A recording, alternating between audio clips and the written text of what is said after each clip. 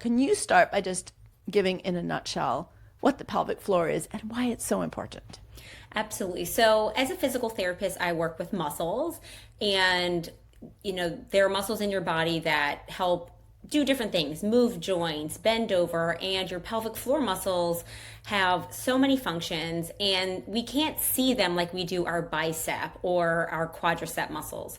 This basket of muscles sits at the base of your pelvis. So we're all probably used to that bony skeleton of muscles that we see, or the bony skeleton of bones that we think of as the pelvis. You may see them on Halloween pajamas or at an anatomical model in a doctor's office. So like the skeleton, if you put your hands on your hips, right? And imagine that skeleton part, Right. kind of like where your fingers are stretching across down to your pubic bone, that bone right in the front.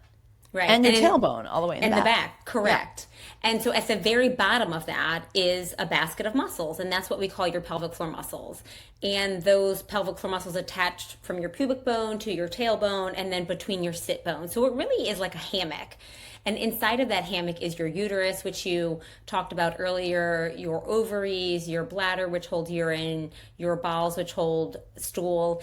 And those muscles are working all throughout the day to support your organs. And they also have sphincters that help keep in urine and stool, so your urinary and anal sphincters, and they have the opening to the vagina. So throughout a day, these muscles are supporting your organs, they're keeping in urine and stool, and then relaxing those sphincters when we want to empty.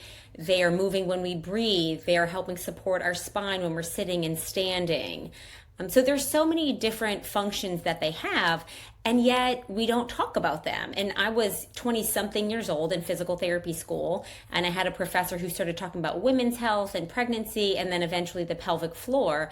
And I was going, nobody has ever educated me on this. And this is fascinating. I just felt fascinated to be learning about my own body. And then, as you can see now, 17 to 20 years later, I love educating women about their bodies, because just as you talked about an elbow or, our bicep muscle, these are just muscles and bones in our body. And I really want to help demystify that for people and look at it with a little bit less confusion and just a little more openness, and that I think will help lead people to getting more help.